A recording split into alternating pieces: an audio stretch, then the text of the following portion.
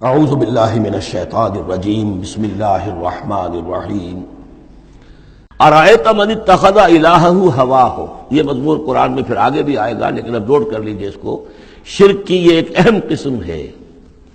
بڑے بڑے موحدین جو ہیں وہ اپنی جگہ سمجھتے ہیں، بڑے جغادری موحد اپنے آپ کو، وہ بھی ذرا غور کریں کہ شرک ایک یہ بھی ہے۔ شرک صرف قبر پرستی نہیں ہے، صرف یا رسول اللہ کہنا یا علی کہنا وہ بھی شرک ہے، لیکن صرف یہی شرک نہیں ہے، شرک یہ بھی ہے۔ ارأیت من اتخذ الہہ ہواہ، کیا تم نے دیکھا اس شخص کو جس نے اپنی خواہش نفس کو اپنا خدا بنا لیا ہے؟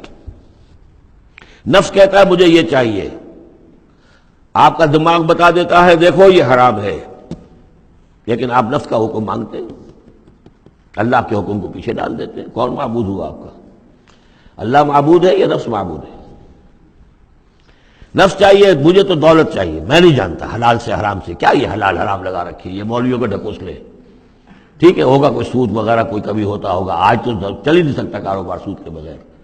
نفس کہتا ہے مجھے تو کرنا ہے، آپ نے اللہ کے حکم کو پیچھے ڈالا، نفس کا حکم مانا۔ کون معبود ہوا آپ کا؟ معبود تو وہی ہے جو مطاع ہو۔ آپ نے دیکھا کہ انہوں نے کہا تھا فرعون نے، جو ہماری قوم جس کی قوم ہماری عابدین ہے، عابدون ہے، جو ہماری اطاعت کرتی ہے، غلام ہے۔ عبد وہ ہوتا ہے جو آقا کا حکم مانتا ہے، غلامی کرتا ہے، حکم مانتا ہے، فرما برداری کرتا ہے۔ تو تم نے نفس کی فرما برداری کی تو تمہارا نفس جو ہے وہ تمہارا معبود ہے۔ چاہے تم چلے کاٹتے رہو، لا الہ الا اللہ کے جو ہے وظیفے کرتے رہو لمبی لمبی، لیکن اگر نفس پرستی کر رہے ہو، اگر نفس کی خواہشات پر عمل کرتے ہو اور اس میں حرام کو بھی تم اختیار کر لیتے ہو جس کو اللہ نے حرام کیا ہے، تو نفس تمہارا معبود ہے۔ کہہ رہے ہیں لا الہ الا اللہ، لا الہ الا اللہ، اور ہے ان کا معبود وہ خود ان کا نفس ہے۔ ارأیت من اتخذ الہہ ہواہ، کیا دیکھا تم نے اس شخص کو جس نے اپنے خواہش نفس کو اپنا الہ بنا لیا ہے، معبود بنا لیا ہے۔ افانت تکون علیہ وکیلا، تو کیا ہے نبی آپ ایسے شخص کی ذمہ داری لیں گے؟ ام تحسب ان اکثرہم یسمعون او یعقلون، کیا آپ کا خیال ہے نبی کہ یہ جو اکثریت آپ کے پاس آ کر کبھی جمگھٹا کر کے جمع ہو جاتی ہے، تو کیا ان کی اکثریت سنتی ہے یا عقل سے کام لیتی؟ یہ سنتے سناتے نہیں ہیں، یہ صرف اپنے عوام کو دھوکہ دینے کے لیے آتے ہیں کہ ہم تو گئے تھے جی سننے کے لیے، ہمیں کوئی بات ملی نہیں۔ آخر کو بات ہوتی تو مانتے نا، بات کوئی تھی نہیں۔ اتحسب ان اکثرہم یسمعون او یعقلون ان ھم الا کالانعام، نہیں ہے یہ مگر صرف چوپایوں کے مانند، بل ھم اضل سبیلا، بلکہ ان سے بھی گئے گزرے ہیں۔ چوپایوں کو تو اللہ نے وہ چیزیں دی نہیں تھی جو ان کو دی ہے، وہ عقل دی نہیں تھی جو ان کو دی ہے، لیکن یہ کہ یہ ان سے بھی گئے گزرے ہیں۔ الم تر الی ربک کیف مد الظل، کیا تم نے دیکھا نہیں اپنے رب کی طرف کہ کیسے اس نے تاریکی کو پھیلا دیا؟ جب رات ہوتی ہے تو گویا کہ پورے اس پہ زمین کے اوپر تاریکی کی چادر جو ہے اڑ دی، جیسے کالی چادر ڈال دی گئی ہو۔ کیف مد الظل، رات کی تاریکی کی چادر اللہ اڑا دیتا ہے۔ وَلَوْ شَاءَ لَجَعَلَهُ سَاكِنًا، اگر اللہ چاہتا تو پھر اسی رات کو مستقل کر دیتا، یہ رات کھڑی رہتی ہے، کبھی دن نہ آتا۔ یہ اس سے پہلے سورہ قصص میں آیت آ چکی ہے، قصص میں آئے گی۔ قُلْ أَرَأَيْتُمْ إِنْ جَعَلَ اللَّهُ عَلَيْكُمُ اللَّيْلَ سَرْمَدًا إِلَىٰ يَوْمِ الْقِيَامَةِ مَنْ إِلَٰهٌ غَيْرُ اللَّهِ يَأْتِيكُمْ بِضِيَاءٍ۔ ویسے اس سے پہلے یہ مضمون آ چکا ہے کہ اللہ تعالیٰ جو ہے اگر مستقل طور پر دن کر دے تو کون رات لائے گا، اور مستقل طور پر رات کر دے تو کون دن لائے گا؟ تو اگر یہ رات قائم رہتی، اللہ چاہتا تو اس قائم رات ہی رہتی۔ ثم جعلنا الشمس علیہ دلیلا، پھر ہم سورج کو جب روشن کرتے ہیں، سورج وہ تو اس سے یہ ہے کہ رہنمائی ملتی ہے، پھر اس سے معلوم ہوتا وہ یہ روشنی ہے اور وہ تاریکی تھی۔ تعرف الاشیاء بازدادها ثم قبضناہ الینا قبضا یسیرا، جب سورج طلوع ہوتا تو آپ نے دیکھا ہوگا سائے بڑے لمبے پڑے ہوئے ہیں، پھر رفتہ رفتہ سورج اوپر ہونا شروع ہوا اور سایہ سمٹنا شروع ہوا، گویا کہ کوئی کھینچ رہا ہے، تنابیں کھینچ رہا ہے، ان کی یہ سائے جو ہیں اب سمٹ کر آ رہے ہیں۔ پھر ہم ان سایوں کو، ان تاریکوں کو، ذل کو اپنے قبضے میں لے لیتے ہیں، گھسیٹ لیتے ہیں۔ ثم قبضناہ الینا قبضا یسیرا وہو الذی جعل لکم اللیل لباسا، اور وہی ہے اللہ جس نے کہ تمہارے لیے رات کو بنا دیا ہے اوڑھنا، والنوم سباتا، اور رات کو بنا دیا ہے آرام اور استراحت، وجعل النہار نشورا، اور دن کو بنا دیا ہے نکل کر پھیلنے کی، اور دنیا میں اور جو کام کرنے ہیں اس کے لیے مناسب ماحول بنا دیا۔ وَهُوَ الَّذِي أَرْسَلَ الرِّيَاحَ بُشْرًا بَيْنَ يَدَيْ رَحْمَتِهِ، اور وہی ہے کہ جو بھیجتا ہے ہوائیں بشارت دیتی ہوئی اس کی رحمت کے آگے آگے. رحمت باران رحمت کے آنے سے پہلے پہلے آگے آگے اسے ٹھنڈی ہواؤں کے جھونکے آتے ہیں. وَأَنزَلْنَا مِنَ السَّمَاءِ مَاءً طَهُورًا، اور ہم نے اتارا آسمان سے پانی جو کہ بڑا پاک ہے اور پاکی حاصل کرنے کا ذریعہ ہے. جب پانی برستا ہے تو سب سے پہلے تو فضا کو پاک کرتا ہے، صاف کرتا ہے. اس کے جتنے بھی وہ اس میں گرد و غبار ہے، جو پولیوشن ہے، اس سب کو بارش جو ہے اس کو صاف کرتی ہوئی نیچے لے آتی ہے، اور پھر اس کو لے جا کر سمندر کے اندر ڈال کر، اور پھر ڈسٹیلیشن وہاں سے شروع ہوتا ہے، اور وہ سارا گند وغیرہ جو ہے وہ سمندروں کے اندر رہ جاتا ہے، اور پھر بالکل صاف بخارات جو ہیں، بالکل صاف پانی جو ہے وہ اوپر جاتا ہے. تو یہ سائیکل ہے جو چل رہا ہے.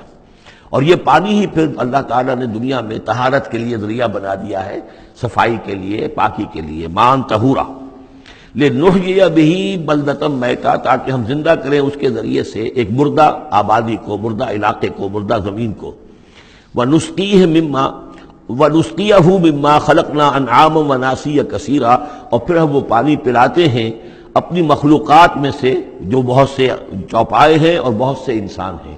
تو یہ پانی کا جو سائیکل چل رہا ہے، اس سے ایک طرف صفائی ہوتی ہے، فضا کی صفائی، زمین کی صفائی. اشخاص اور افراد بھی پھر اپنی صفائی نہانے دھونے کے لیے استعمال کرتے ہیں. اس کو ہمارے ہاں کہا جاتا ہے یونیورسل کیریئر. پانی کہیں کنزیوم نہیں ہوتا باڈی کے اندر، یہ جسم کے اندر یہ وہاں بھی ایک سرکولیشن کا ذریعہ بنا ہوا ہے، خون کو سرکولیٹ کرنے کا، اور اسی کے ذریعے سے جو بھی وہ چیزیں ہیں کہ جو میٹابولزم کے جو نتائج ہیں کہ جن کو نکالنا جسم سے ہوتا ہے، وہ کہیں گردے کے ذریعے سے، کہیں وہ پھیپھڑوں کے ذریعے سے وہ چیزیں نکلتی ہیں. تو در حقیقت یہ پانی کا کام صفائی ہے، ہمارے جسم کے اندر بھی یہ صفائی کا کام کرتا ہے. وَلَقَدْ صَرَّفْنَا بَيْنَهُمْ لِيَذَّكَّرُوا، اور اس کو ہم نے گردش میں رکھا ہوا ہے لوگوں کے مابین. یہ پانی گردش، یہ جو میں نے عرض کیا تھا اس سے پہلے بھی، واٹر سائیکل جو ہے کہ یہ پہاڑوں کے اوپر جا کر جو ہے یہ اوور ہیڈ ٹینکس بن جاتے ہیں. یہ گلیشیئر سے بڑے بڑے کروڑ ارب ٹن جو ہے اس وہاں پر وہ برف پڑی ہوئی ہے، وہ پانی ہے. اب یہ کہ اگر آپ کو سٹور کا ہی کرنا پڑتا ہے اتنا پانی، تو کس طرح کے سٹور بناتے اور کیسے ٹینک بناتے، لیکن وہ پانی وہاں پہ رکھا ہوا ہے. اوور ہیڈ ٹینکس ہیں، کتنی اونچائی پر ہے. اب کوہ ہمالیہ کے اوپر جو ہے تو گویا کہ ہماری اس سطح سے 6 میل اوپر ہے وہ، اب وہاں پر وہ پانی ہے پڑا ہوا ہے. اب وہ اپنی اسی کشش ثقل جو ہے زمین کی، اس کے تحت وہ پھر پانی پگھل رہا ہے، نیچے آ رہا ہے، آتا ہوا وہ سمندر میں پہنچ جاتا ہے، پھر وہاں سے اس کی وہ ویپرس بن کر اوپر جاتے ہیں. صرفنا بینہم، ہم نے اسے گردش میں رکھا ہوا ہے لوگوں کے مابین. لیذکروا، تاکہ وہ اس سے نصیحت اخذ کریں. فابا اکثر الناس الا کفورا، لیکن اکثر لوگ انکاری ہیں، وہ تو سوائے کفران نعمت کے کوئی اور روش اختیار کرنے کو تیار ہی نہیں ہے. وَلَوْ شِئْنَا لَبَعَثْنَا فِي كُلِّ قَرْيَةٍ نَذِيرًا، اگر ہم چاہتے تو ہر بستی میں ایک نذیر بھیج دیتے، لیکن ہمارا قاعدہ یہ ہے کہ ہم بستیوں کے مرکزی مقام پر، یہ آ جائے گا اگلی صورت کے اندر جا کر، کہ یہ ایک مرکزی مقام میں ہم رسول بھیجتے رہے، یہ نہیں کہ ہر بستی میں بھیج دیں. وَلِكُلِّ قَوْمٍ ہاد، ہر قوم کے لیے تو ہے، لیکن یہ کہ ہر بستی میں ہو اب یہ نہیں ہے. اللہ تعالیٰ کا طریقہ یہ ہے کہ جو بھی علاقہ ہے جو اس کا ثقافتی، علمی، تہذیبی، سیاسی مرکز ہے، اس میں رسول کو بھیج دیا، کیونکہ باقی لوگ در حقیقت انہی کے متبعین ہوتے ہیں، انہی کے فالوورز ہوتے ہیں، انہی کی پیروی کرنے والے ہوتے ہیں. فَلَا تُطِعِ الْكَافِرِينَ وَجَاهِدْهُمْ بِهِ جِهَادًا كَبِيرًا، تو اے نبی آپ ان کافرین کی بات، کافروں کی بات مت مانیے. دیکھیے اطاعت دو معنی میں ہے. اطاعت ایک تو یہ کہ کسی نے حکم دیا اور آپ نے اس کی بات مان لی، یہ بھی اطاعت ہے کسی نے مخلصانہ انداز میں آ کے مشورہ دیا. دیکھو محمد اتنی سختی نہ کرو، یہ تم اپنی قوم کے ساتھ لڑائی مول لے رہے ہو، کیا فائدہ ہوگا، قوم ڈیوائیڈڈ ہو جائے گی. اور سوچ لو ہمارے جو قبیلے کی کوئی اگر عرب کے اندر کوئی دھاک بیٹھی ہوئی ہے تو اس لیے کہ ہمارا قبیلہ مجتمع ہے. اب اس طریقے سے تم نے جو معاملہ کر دیا، بھائی کو بھائی سے کٹوا دیا اور والدین سے بیٹوں کو جدا کر دیا، تو اس کا کیا معاملہ؟ اس سے بہتر ہے صلح جوئی ہونی چاہیے، اور مل جل کر کوئی بات کیجیے ایسی کہ جس سے صلح ہو جائے، کچھ آپ اپنی منوا لیں، کچھ ان کی مان لیں. اس قسم کا باقاعدہ کردار جو ولید بن مغیرہ کا کردار یہی تھا، اور وہ یہی چاہتا تھا کہ کسی طریقے سے یہ تصادم ختم ہو اور کسی ٹرمز کے اوپر کو مصالحت ہو جائے. تو بار بار جو کہا جاتا ہے فلا تطع الکافرین، تو کیا مانی؟ حضور کون سے کافر کی اطاعت کرنے کے لیے آمادہ تھے؟ لیکن ایسی بات ایسی ہوتی ہے کہ جس کے بارے میں کسی وقت جب کہ آدمی کسی شدید دباؤ میں ہو تو بربنائے طبع بشری ہو سکتا ہے کہ طبیعت جو ہے کچھ اس کی بات سننے کی طرف تو مائل ہو ہی جائے. جیسا کہ ہم سورہ بنی اسرائیل میں پڑھ چکے ہیں. وَإِن كَادُوا لَيَفْتِنُونَكَ عَنِ الَّذِي أَوْحَيْنَا إِلَيْكَ لِتَفْتَرِيَ عَلَيْنَا غَيْرَهُ وَإِذًا لَاتَّخَذُوكَ خَلِيلًا. یہ لوگ تو تلے ہوئے ہیں کہ آپ کو بچلا دیں اس چیز سے کہ جو ہم نے آپ پر وحی کی ہے، کہ آپ کچھ اور گھڑ کر ہماری طرف منسوب کر دیں، پھر یہ آپ کو دوست بنا لیں گے، جھگڑا ختم، لڑائی ختم ہو جائے گی. لڑائی تو ان کو ہماری آیات سے ہے، ہمارے قرآن سے ہے، ذاتی آپ کے ساتھ تو کوئی جھگڑا نہیں ہے. لیکن یہ کہ فرمایا وَلَوْلَا أَن ثَبَّتْنَاكَ لَقَدْ كِدتَّ تَرْكَنُ إِلَيْهِمْ شَيْئًا قَلِيلًا. اور اگر ہم نے ہی آپ کو جمائے نہ رکھا ہوتا تو اے محمد صلی اللہ علیہ وسلم عین ممکن تھا کہ آپ کچھ نہ کچھ ان کی طرف جھک ہی جاتے. تو یہ جو دباؤ تھا شدید، اس کا اندازہ کیجئے اس سے. تو فرمایا جا رہا فَلَا تُطِعِ الْكَافِرِينَ. آپ ان کی باتیں بھی بس سنیں. اس قسم کی کسی بات کے لیے آپ جس کو کہتے ہیں ٹو لینڈ این ایئر، کہ آپ اپنا کان اس کو دیں کہ وہ آپ کے کان میں آ کر یہ بات کر دیں، یہ بھی نہ کریں آپ، اس کی بھی آپ اس کا موقع نہ دیں. وَجَاهِدْهُمْ بِهِ جِهَادًا كَبِيرًا. اور آپ ان کے ساتھ اس قرآن کے ساتھ جہاد کیجئے. یہ قرآن تلوار ہے، اس کے ساتھ جہاد کیجئے اور بڑا جہاد کیجئے. یعنی مکے میں جو جہاد ہو رہا تھا 12 برس تک جو ہوا ہے، وہ تلوار والا جہاد نہیں تھا، وہ قتال نہیں تھا، وہ جہاد بالقرآن تھا. یہ بہت اہم موضوع ہے جس پہ میری تقریر موجود ہے، کتابچہ موجود ہے، بلکہ 2 ہے، جہاد بالقرآن اور پھر جہاد بالقرآن کے 5 محاذ.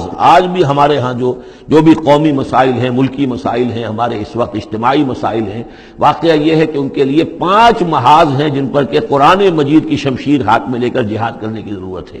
اب اس وقت ظاہر بات ہے کہ اس کا موقع نہیں ہے، لیکن یہ کہ اس اعتبار سے کہ ایک انقلابی جد و جہد اللہ کے دین کو قائم کرنے کی جد و جہد میں دعوت قرآن کے ذریعے سے، تربیت قرآن کے ذریعے سے، تزکیہ قرآن کے ذریعے سے، یہ ساری چیزیں ہم پڑھتے چلے آ رہے ہیں.